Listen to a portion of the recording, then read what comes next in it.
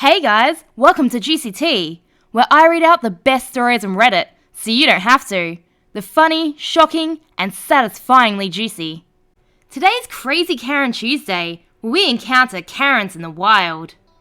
Entitled woman thinks mobile orders are unfair and wants me to go wait in line even though my drink is already ready and paid for.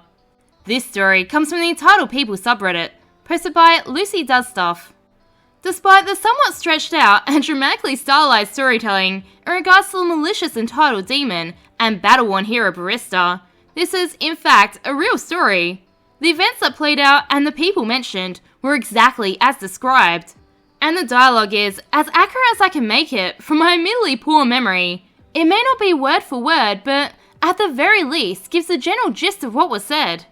I have edited some of the worst language out, as this did take place in Australia. If you don't enjoy stylized stories, you've been forewarned, and are certainly not obligated to read any further. Too long didn't read. I mobile ordered ahead of time from Starbucks. Entitled woman tries to stop me collecting my order because, according to her, it's not fair and I should have to wait in line. Slaps my hand when I don't listen to her. Eventually throws an entitled tantrum when she doesn't get her way. Gets thrown out by security, and never gets her drink. There's a Starbucks conveniently located next to my psychologist's office. Over the past few months, I've gotten into the habit of grabbing some sugar-laden concoction before my appointments. Fellow Aussies, please don't come for me. I'm perfectly aware that the 400 calories worth of flavoured syrups and whipped cream does not good coffee make, but my $9 caffeinated milkshakes are a rare treat. They give me a little boost and help me get through a rough session of self-improvement. Yesterday morning, as I travelled towards my regularly scheduled reality check, I had a rare moment of foresight and decided to save myself from the looming lunch rush and ordered online. I'm in luck with the timing, and 10 minutes later, I step through the door just as the barista is putting the finishing touches on my pumpkin spice cold brew. She calls my name and I happily bounce straight over. But as I reach for my precious bean juice, I find an immaculately manicured hand resting on my forearm. The woman it belongs to is probably in her mid-30s and oozes of polished professionalism in her neatly pressed linen pantsuit, flawless makeup, and slick back high ponytail. The elegant gold jewelry that drips from her wrists and neck and the designer logo that gleams from her calfskin purse hint at wealth and power. The only resemblance she holds to a typical Karen is her nose, which remains pointed directly in the air, and the air of confident superiority that makes her seem to tower over everyone in the room, though, in reality, she's a few inches shorter than me. For the sake of the story, let's call her Beelzebub, B for short, the devil in disguise. The smile she gives me almost seems genuine, and when she speaks, the tone is sweet and condescending, like she's gently correcting an ignorant child. B. That doesn't belong to you. I frown in confusion, not understanding the problem. At first, I think it's a case of mistaken identity. I glance at the cup that clearly has my name printed neatly across the top. OP. Oh, I'm sorry, is your name also my name? I'm pretty sure this is my drink though. What did you order? B. No, it's not. It's a much longer name that doesn't sound remotely similar to mine. And I ordered a venti soy matcha latte, extra hot with 2 pumps of vanilla. OP, now extremely confused. Oh, well I'm sorry, but this is definitely not your drink then. Maybe ask the barista if it's taking a while, or just keep an eye out for something that's green? I again go to grab my drink and leave, but she tightens her claws around me and a smile starts to strain. B. I didn't say it was mine. I said it's not yours. I saw you. You just walked in and grabbed the first drink you saw. You can't just take it. You need to go stand in line and order and wait like everyone else here. OP. Oh, I see the confusion. I ordered my drink through the app earlier, so it was ready when I got here. It's mine, see? I have the email right here. I wriggle out of her grasp and pull up the confirmation email to show her, which clearly states my order that's been paid for and the time it was placed, around 12 minutes prior, and give an apologetic smile for the mix-up as I reach for my coffee. Her lip curls into a sneer as she forcefully slaps my hand away. B. No, You don't get to just waltz in here and take that. I don't care if it is your drink. That's not fair. You just got here. You can wait until the rest of us have been served. Wait, what? What does she want you to do? It's already been paid for. It'll just get cold. The back of my hand burns a searing red, and I gape at her in pure shock, disbelieving that this complete stranger has just smacked me over this nonsense. There are at least 8 other people already standing around waiting for their drinks, and another dozen lined up ready to order. Does she really expect me to stand and wait for all these people to be served when my drink is already sitting there and ready to go? When my collecting it and being on my merry way impacts no one beyond me getting out of their way, simply to appease some demented notion of fair. Yeah, no. I make eye contact with a weary barista, SE for Starbucks employee, whose stiff customer service smile believes the ghosts of 1,000 such battles that line her face and haunt her dead eyes. With a sigh of irritation, she makes her way over to see what commotion the two of us dare to cause her in the midst of the midday rush.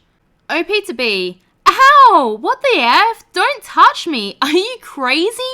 SE, is there a problem here, ladies?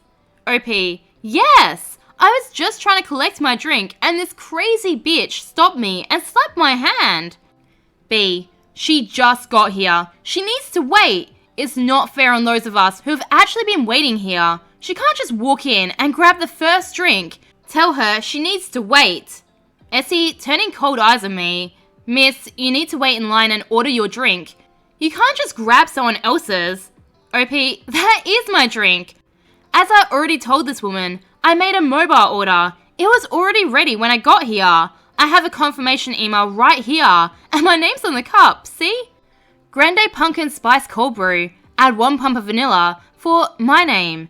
With a quick glance at my phone and the cup, the barista confirms my story, and now turns to Beelzebub, looking just as baffled as I am. SE, Miss, this is her drink. She paid for it. B, I don't care if she paid for it. I've been standing here waiting for my drink with everyone else. She needs to wait for it too. She doesn't get special treatment. SE, Miss, this woman ordered her drink some time ago, and it was made according to the sequence in which our system received the order. She has not received special treatment. Some orders may take more or less time, as certain things may take longer, but we do not prioritize anyone's order over anyone else's. You are also very welcome to order through our app in future if you'd like to avoid waiting in line. I apologise for the wait. As you see, we're quite busy, but you cannot be stopping other customers from collecting their own items or using physical violence in our store under any circumstance. Please step aside and let other customers collect their drinks. Yours should be out shortly. Otherwise, I'll have to ask you to leave the store. B, no! I want my drink, and I want her to wait until everyone else has their drink. Go do your job and make my matcha. She will wait. I don't care if her drink is ready. She has to wait. OP to SE. I'm gonna be late to my appointment if this poop continues. Can I just have my drink, please? And she slapped me hard enough to leave a mark on my hand. Can you call security on her or something? She's clearly mental. SE. Yeah, that's probably for the best. The eerie thing is that up to this point, Beelzebub had barely raised her voice. She wasn't screaming, just sneering down at both of us from her imaginary podium, and speaking with the same clearly irritated air of scolding superiority that a teacher might use on a misbehaving student. Obviously, she was in the right, and the rest of us just had to learn. But as the barista placed the cup firmly into my outstretched hand, Beelzebub's once flawless face crumpled into a hideous mask of pure rage. Her voice stayed below a yell, but filled with a cold, unspeakable fury as she turned, snarling towards the poor minimum wage employee and began to unleash the icy wrath of hell. B, this is ridiculous! You're being ridiculous! This whole system is effed! Clearly the corruption runs deep. Do you know who I am? I am not someone you want to cross, little girl. Get me your manager, now! I did nothing wrong. I paid for my drink and I'm not leaving. I'm going to sit right here and drink it as I have every legal right to do. And you're not going to do a thing to stop me. As the demon rages on, I glance towards the stoic barista. She blinks heavily for a moment. I fear she may be overcome by tears, but then I realize this seasoned warrior is merely trying to refrain from rolling her eyes. She catches my eye and subtly nods me towards the exit. After years on the battlefront of customer service, she can handle this alone. The watching crowd part like the Red Sea to allow me to sneak past. As I'm nearly at the door, Beelzebub realizes that her quarry has gone astray and begins to shout after me. B. Hey, where is she going? She can't just leave. Someone stop her! I told you she has to wait. I don't know why this is so effing hard for you people to understand. Make that little bitch come back and wait her effing turn. With a one-fingered wave, I push my way through the last few meters to the back door. Just as I hear the sweet tinkle of the bell as a security guard arrives at the front door. Beelzebub's righteous tirade turns again to how she has a right to be there. She did nothing wrong. She refuses to be removed. How dare they call security? She demands a refund and for them to give her a free matcha and apologize to her right this instant. She punctuates her rant by slamming her hands against the counter as she speaks. The indignant squawks of entitlement turn to muffled chaos as the door closes behind me, and I make my way to a much-needed session of therapy with my cold brew securely in my hand. I like to think that security guard dragged Beelzebub out of the shop, kicking and screaming, although my instincts say someone so poised eventually regained her dignity and walked out in a superior huff, probably making some comment about contacting her lawyer as she went. But as I gleefully guzzled my way through that delicious pumpkin-scented atrocity, I pictured a venti soy matcha latte, extra hot, with 2 pumps of vanilla, slowly going cold on a counter several floors below, while a dreary, uncaffeinated Beelzebub raced in a fancy office somewhere, and the image made each sip even sweeter. Just to clarify for those asking, yes, I'm an Aussie. This did take place in Australia. We do in fact have Starbucks here, and Karens, and psychologists, and office buildings, and security guards, and dumb poops like me, who enjoy recounting stories in dramatic and stupid ways.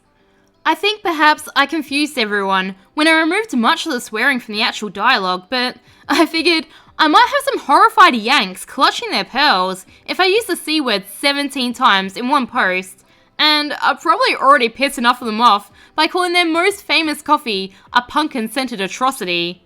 Speaking of said pumpkin-scented atrocity, I know, I've got absolute poop house tasting coffee, but drinking a scented candle has always been a lifelong dream of mine, and this is probably as close as I can get without having to get my stomach pumped afterwards.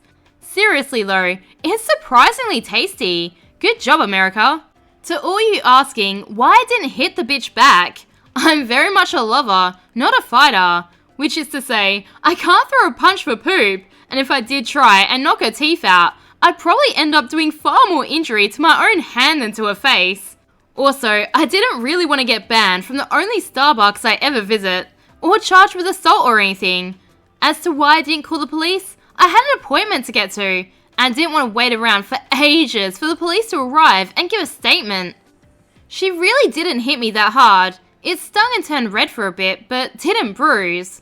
And I probably would have had a much harder time proving violent intent with her slapping me on the hand than, say, across the face. I should have thrown my drink on her? F that! I'd rather enjoy my $9 caffeine milkshake in peace, thanks. Plus, see the above about getting banned from Starbucks. And if I made a mess, the employees would have been the ones to have to mop it up. I am curious if Americans really are as bothered by the C word as people say. If there's any Americans listening, does the C word bother you, or is that just a stereotype? Remember, I post new content every day, so subscribe for more juicy tea.